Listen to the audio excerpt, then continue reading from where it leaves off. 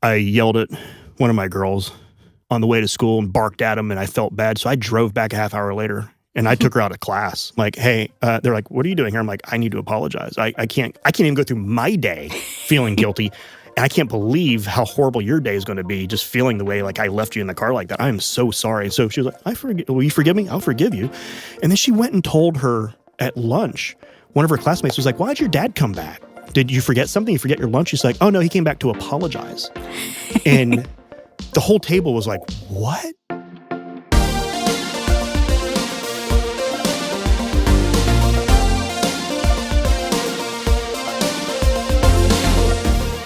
Welcome to Family Life Today, where we want to help you pursue the relationships that matter most. I'm Dave Wilson. And I'm Ann Wilson. And you can find us at FamilyLifeToday.com or on the Family Life app. This is Family Life Today.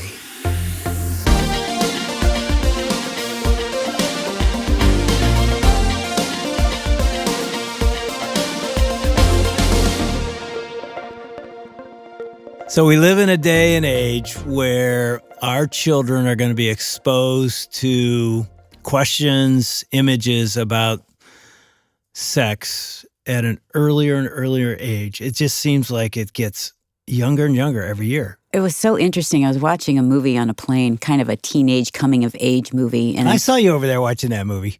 This was a while ago, though. I saw you over there. I was like, oh, she's watching another teenage Yeah, because these girls romance. were maybe 13, and they have these questions about, oh, what does this term mean? What is this? And what do? They Google it, or most likely, they'll YouTube it.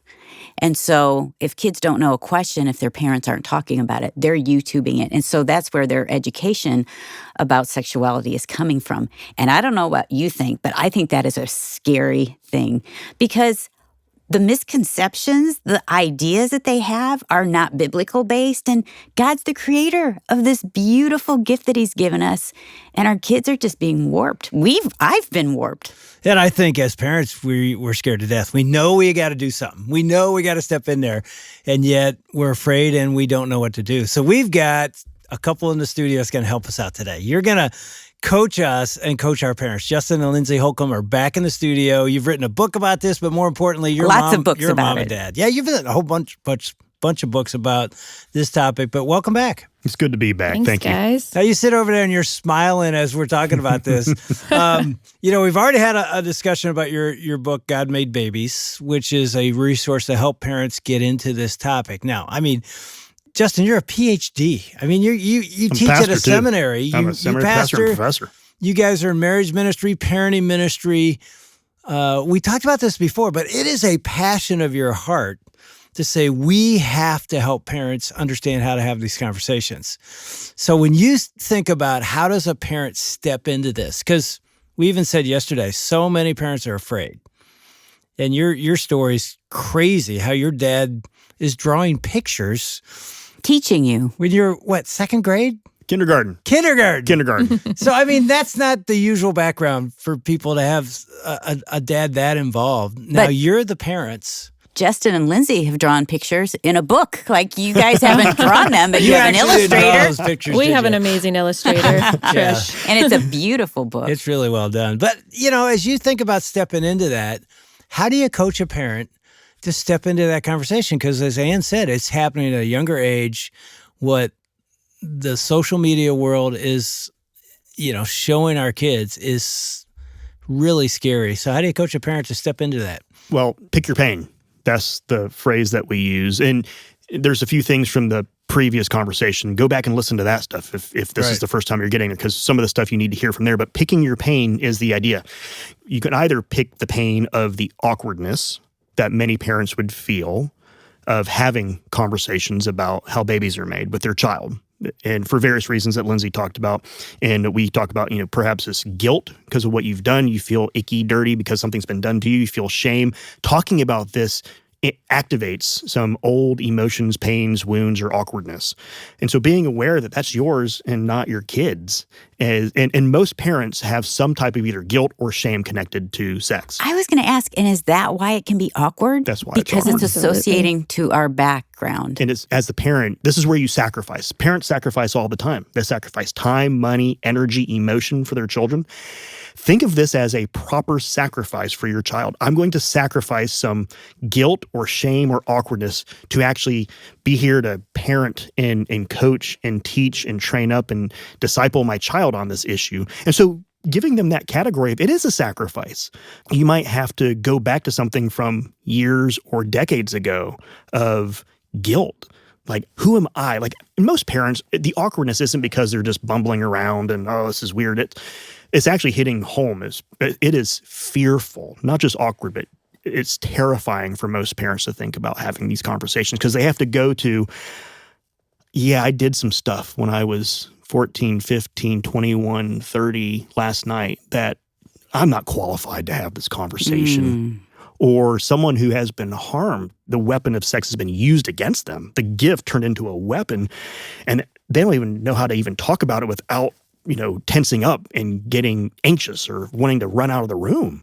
So we are joking about it, but I do want parents to hear, like, go there. There's hope and healing. And so talk to a pastor, talk to a counselor for some of this if you might need to prepare for these conversations. But pick your pain. What I mean by that is pick the pain of the awkwardness or going into the past of guilt and shame now, or avoid it and regret not having had that conversation when your child says something like, well, I wish you would have told me. Like, the biggest fear I have is regret. Like, I'd make decisions now. I sacrifice now because I want to avoid regret in the future. I don't want my daughters to be like, Dad, like, why don't you pray with us? Like, why don't you teach us about the Bible? Why don't you talk to us about boys and girls and life and money and sex? Like, what were you doing? Like, if I'm distracted or because it's too painful for me. So pick your pain. It's going to be the pain now or it's going to be pain later. And that pain later sounds overwhelmingly horrible. And so I think having that big picture could be helpful for parents to encourage them. We're not trying to dump guilt on parents.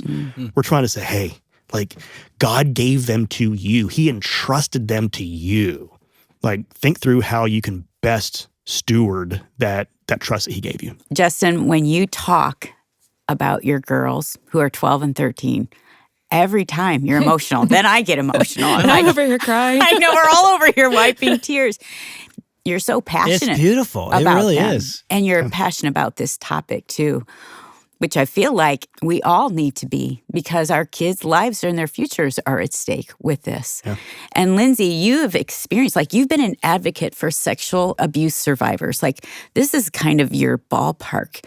Is that why you're so passionate about it? Because you've walked that path? I think for me, just knowing a lot of people's stories that are close to me and growing up in a home where nothing was talked about and my dad was abusive, and then I went on to date an abusive guy, I could have continued on that trajectory. I became a Christian in college and kind of started to realize I want a different life. I want a different path than all the women in my family who had abusive husbands who left and then they raised the girls or their children. I could have easily continued on that path. So now looking at our girls, I'm thinking I want to have as many conversations. I mean, our home is not every single second, let's have a really tough conversation. It's interwoven when we're watching TV or we're laughing at the dinner table about crazy terms that people use for body parts. And we're like, that is bogus. Or, at nighttime when one of our daughters is saying, hey, I heard the middle school boys joking about this. Like, that seems like a dirty term. Like, what is that? It's interwoven throughout the week. But it became so important to me because I think when things happen at a young age or at adolescence to children and it's not discussed, it just lives in darkness. So much shame gets heaped. And then that just continues throughout their life. And I just think of, if a kid sees something or experiences something, then that can frame, they might think this is how it's supposed to be. This is how a woman is supposed to act in marriage or how a husband is supposed to be towards a woman. Or in my case, seeing my dad abusive and then dating a bad guy in high school, I didn't think that was bad until I experienced like a healthy relationship. And I was like, oh, that wasn't normal. Like, you normalize things when you don't see the opposite. And I think as Christian parents, we should talk about sex because we are free because of Jesus. We can have these conversations. It's a beautiful thing. How cool is it to say to our children, like, God is sovereign and he wanted you here. Like, you are so important and so special. And of course, we don't want them to walk around thinking they're like a unicorn, like I'm unique, but God had a plan for you. And I was laughing earlier when we were talking the other day, because I was thinking when we had this conversation with our girls, they were young, and we talked about, God took a little bit of you, or a little bit of mom, a little bit of dad, and knit, you into my belly. And then we had more and more conversations as they got older. And then I think when one of our daughters was maybe 10 or 11, she realized, okay, parents have sex to create children, but also for pleasure. That blew her mind. She was like, oh my. Wait, you've done this? But before? How cool that we had so many conversations with her that then she was able to add in that other element of like, okay, this is different. I wasn't, we had talked about that when she was little, but she had forgotten. So we were able to keep adding kind of different things to it. And I think for a parent, just to encourage them, if your child asks a question, what is that? Like if they see a pregnant mom, oftentimes you could say, well, what do you think it is? Like if you feel a little bit awkward and you're not quite sure where to start, ask them a question back. What do they think?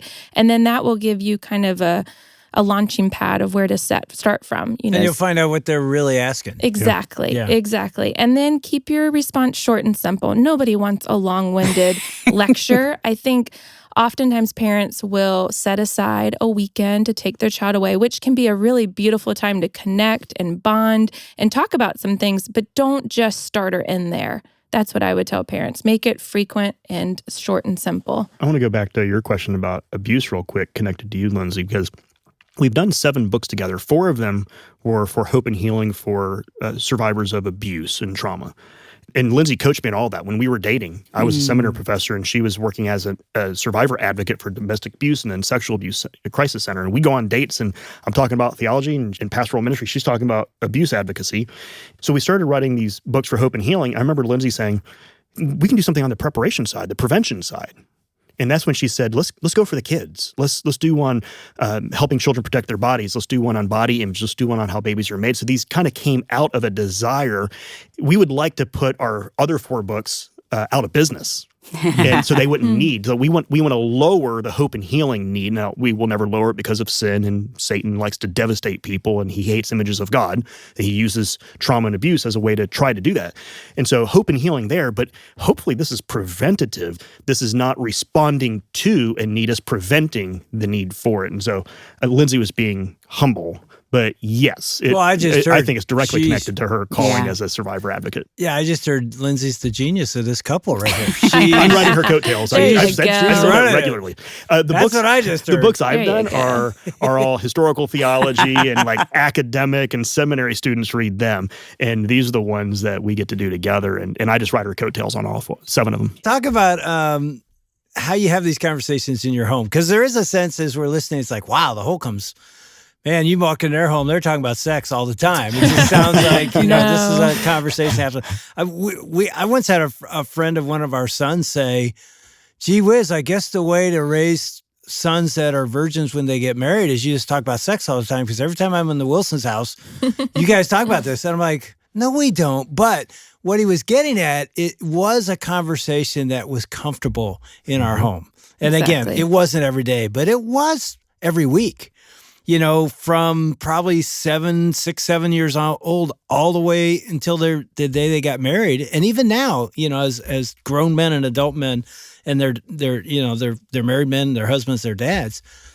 But it was a conversation that was comfortable. And, Lindsey, you and I grew up in homes where we never talked about this. Ann grew up in a home talked about it, but she drove this in our home. Like, we're talking about this because it's not going to be allowed not to talk about it. Well, a lot of that came from the pain of my past, where I shared yesterday of just living in captivity, and those feelings of unworthiness were overwhelming to me.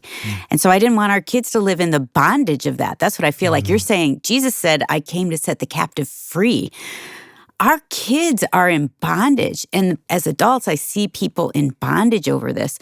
And so I love that you're like, where do we start? Oh, we start with little kids. That's where we start.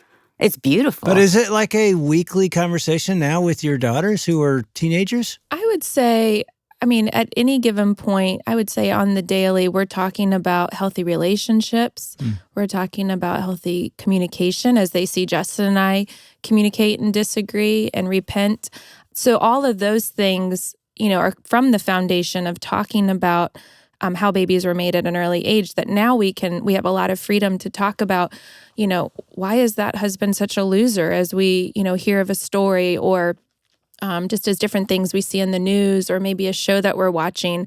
Why is that not a healthy relationship? Or why is that woman being treated with respect? We're able to now have those conversations just very easily.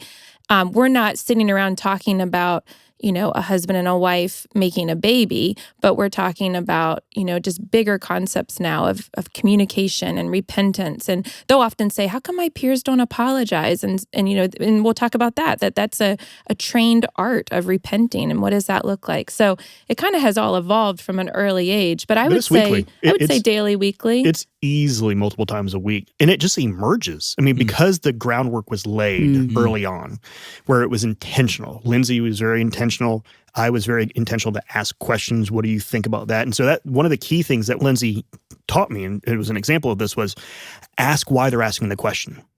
That just helps, because at least you know where they're coming from. And so doing that early on, they'd say something, well, why do you ask that? Because I don't want to answer a question that they're not actually wondering. It's a great question. Let that pop up later on. Yeah. So why are you asking that question? Okay. And you do that groundwork and you keep it simple. You answer the question and then you ask, does that make sense to you? Okay, yes or no. Do you have any other questions? No. Well, that lets me know I can stop. It's a little mini conversation. And then you go back to talking about the school day or volleyball practice or fishing or whatever. And so it's woven throughout. But now, because they're noticing and hearing more, now it just pops up in conversation. I don't know what the next thing we need to talk about is. And we'll figure it out, but it does pop up, and it's regular. It's something you heard at school, something they have heard us talk about, because we'll talk about stuff about, we talked about so-and-so, and why are they getting divorced? Well, he was abusive. And what was he doing? Well, he was doing this and going to strip clubs and doing this and this and this. You're like, what's a strip club? Like, it just happens in being a ministry couple and doing what we do. But you don't have to be a pastor and a survivor advocate, because in every parent's life, they have these stories that they can point back to in their own or family members. And so just kind of not shielding them. We do want to protect their hearts and guard their hearts from just evil. I mean, some of the stuff we deal with, it's overwhelming because you're looking at darkness and evil on a regular basis. And I get the desire. I don't want to freak my children out about evil in the world, but I also don't want them to be clueless about reality. So asking for wisdom. I mean, God cares about these kids more than you do. And so ask God for wisdom and opportunities, because here's the deal about prayer. I don't know how it all works out, but I know, as one of my friends, Glenn Lucky, said back in seminary, when I stop praying, the coincidences stop happening. And so I'm just going to keep on praying. I mean, so pray that God will give you opportunities. Pray He'll give you wisdom. Pray He'll give you the right things to say and ask, because Jesus told us, like, that's the prayer He likes to answer. And He hears everyone. Yeah. There's not a prayer that we've prayed that He hasn't heard. He may not be answering it the way we want right now, but He's hearing it. What about the family that has never talked about this? They have middle schoolers or high schoolers, and they're thinking, it's awkward, it's painful, we've never talked about it. How do they jump in now? Is it too late? It's not too late. It's never too late. I have told parents before, if you have a middle schooler, any age and up, you need to apologize to your kid first and say, hey, I have not done a good job you can say whatever reason it is, or just say, I have not done a good job in talking to you about really difficult topics. And I am so sorry. Will you forgive me? Start with that. And then it still needs to be small and often conversations. They're not going to want a whole long lecture. Don't sit them down with the PowerPoint, but just start kind of talking to them, and just, you're going to really have to be intentional and say, have you heard any things at school from your peers? Like, do the boys tell dirty jokes? Do the girls, talk about their bodies, and because we're going to start getting into topics about, body insecurity as our girls are going through middle school and high school, and they're starting to think through just, how they're growing. So that's a whole nother topic that's going to build from this, just as we're thinking about body development and changes. But first and foremost, I would say repent and then kind of figure out where they are. You've got to figure out your starting point. So you're going to need to ask some questions and pursue them. You can't wait. And I think there's going to be some kids that are going to be more apt to ask questions, just that's their personality. And then some kids you're going to have to just pursue over and over and over again. Is it appropriate to say to our kids at that age, middle school, high school, like, my past was pretty painful when it came to this area? I think in middle school would be a good... It would? Well, you and I share a similar background, and I was just not much older.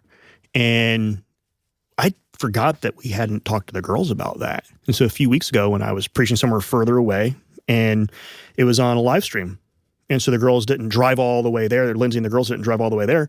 But in the sermon, I didn't have it in my notes. I was talking about shame, and I just kind of went for it. While I was saying it, I was thinking, I wonder if the girls are watching. I wonder if I've had this conversation with them. And then I was like, no, I did. Like, surely I would remember that. And came home, and Lindsey said, by the way, they have some questions for you. It was really sweet because my 11-year-old, she had some questions. She was like, what?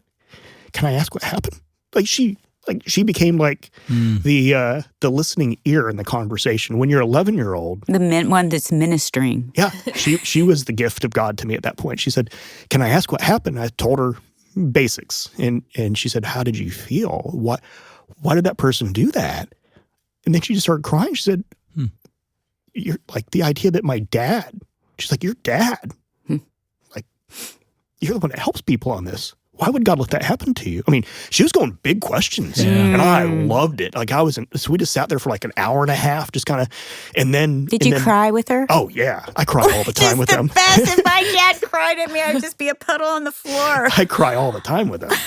It's a common thing. They make fun of me. They vote when he preaches. They're like, "How many times do you think Dad's gonna cry?" Really? And they'll cast their votes. Oh yeah, they. It's a joke around the family about how much I cry. And then my oldest that night, I was like, "Hey, do you want to?" I pursued her on it. I said, "I know you know about this. Do you want to talk about it?" And she said, "Not right now," and just respected that. And then later on, I brought it up the next day. I said, "Hey, I don't need to talk about it. Do you want to talk about this?" And she said, "Yeah, I do have a few questions." And so again, it's age appropriate. You don't want to harm them with your story, but there's a certain power in that where they look at me a little bit differently, and I like the fact that they know they can actually, if they ever feel threatened, they know, okay, I know this is mom and dad's field, but they get it. Dad gets it. I just got to say, it's so beautiful to hear you talk about this. It's so wise what you're teaching us and our listeners, because so many men I know would have run from that conversation. Yeah. Even myself would be like, I would have an easier time preaching to an audience of strangers. I did it for 30 years, thousands of people, and come home. And then my son wants to ask about something that intimate. It's easier to be intimate in public with people I'll never have a relationship with than my own sons. And there's a lot of parents when their daughter or son would ask for something a little deeper, like your daughter did, 11 years old, by the way. It's just, wow. It'd be like, I don't want to talk about it, or this is inappropriate. You went there. Way to go. I mean, and that it is blessed coaching you, for Justin. us. Oh, yeah. It blessed you. Yeah. Oh, it sure did. She ministered to him. Yeah, So and sweet. I want to stop and say, to the dad who's afraid to go there, go there. Go. Absolutely. You want to be missing able out. to say, I didn't miss this opportunity. I actually, in an appropriate way, shared my heart with my son or daughter who was asking for it. And this is for a mom too, but I just know so many men would run. Like, I'm awkward, I'm scared, I don't know what to do. Well, guess what? Pray a quick little prayer and say, God, here we go. Yeah. And open up your heart. It's going to bond you to your kids in a way that you'll never regret. It's going to be a beautiful time. Most men are so afraid of looking weak because we have this American masculinity picture that we need to be strong all the time. Right. And honestly, the most courage and strength comes from vulnerability. Yeah. And if we stop believing the lie about what manhood is all the time, we'd have some dads who would be like, I'm going to pull back the veil and just be weak. I still remember I yelled at one of my girls, probably both of them, but on the way to school and barked at them, and I felt bad. So I drove back a half hour later And I took her out of class. And I was Really? like, I've done this numerous times. So I would take them do out of the class. same To apologize, not Yeah. to continue the No, rant. I was like, Yeah. so I go back and I'm like, hey, they're like, what are you doing here? I'm like, I need to apologize. I can't even go through my day feeling guilty. And I can't believe how horrible your day is going to be just feeling the way like I left you in the car like that. I am so sorry. And so she was like, will you forgive me? I'll forgive you. And then she went and told her at lunch, one of her classmates was like, why'd your dad come back? Did you forget something? You forget your lunch? She's like, oh no, he came back to apologize. And the whole table was like, what? I said, yeah. I said, what, why? He said, well, because he wasn't really nice to me. And so he came back to apologize. And they're like, has he done that before? He apologizes a lot. And one kid at this table said, my dad's never apologized to me. And all the other kids around the table said, mine neither. So she came back to school from school that day at dinner. And I remember her saying to me with tears in her eyes, she was like, Dad, she told me the story. And then she said, none of the other kids have dads that apologize to them. Well, that's because I know that that's not weakness. Like to be able to say, I sinned against you and God. So I've already repented to God. Will you forgive me too?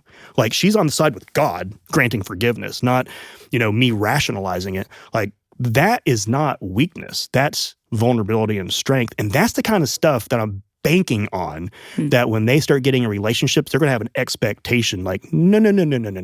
You're supposed to repent and apologize. And they know how to apologize to each other. And I know I this already because feel sorry for their husbands. They're going to be like, I can't live up to your dad. It's So pretty true. cool. Yep. It's really sweet. Well, I feel like you guys have given us a picture of what these conversations can look like, not only about how to talk to our kids about sex and God's creation, of how God created us, but also just how to have an open home where we're talking about all the difficult things that are going on in life, in our own lives, what we feel, we're repenting, we're apologizing. It's so beautiful and so doable with the help of God and the help of the Holy Spirit who lives in us. And we can go to him, ask him for wisdom, pray for our kids, pray for one another.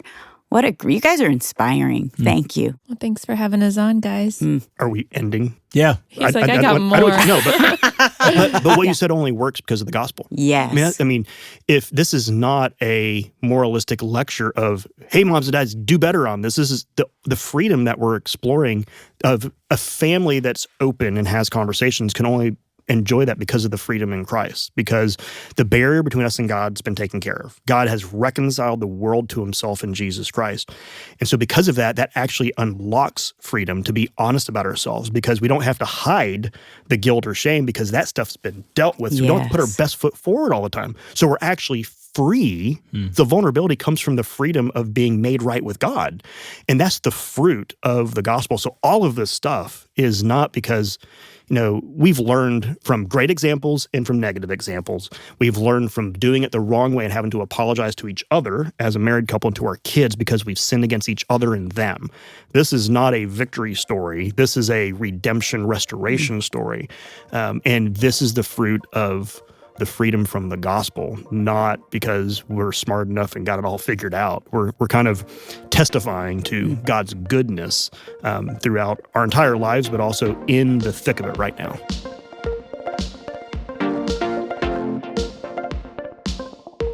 You're listening to Dave and Ann Wilson with Justin and Lindsey Holcomb on Family Life Today. If you're enjoying this series and want to start incorporating these kinds of conversations in your house, we have Justin and Lindsey's book called God Made Babies, helping parents answer the baby question. We have that available in our bookstore. We'll send you a copy as our thanks when you financially partner with Family Life and help make more conversations like today's possible. You can partner online at FamilyLifeToday.com or by calling 800-358-6329. That could be a one-time gift or a recurring monthly gift. Again, the number is 800-F as in family, L as in life, and then the word today. In marriage, secrets can be as dangerous as flat out lying. Well, tomorrow, Dave and Ann are joined by Phil and Priscilla Fretwell to tell their downward spiral of a story which started 10 years into marriage when Priscilla found out Phil was watching pornography. It's a compelling story. You won't want to miss that tomorrow. On behalf of Dave and Ann Wilson, I'm Shelby Abbott. We'll see you back next time for another edition of Family Life Today.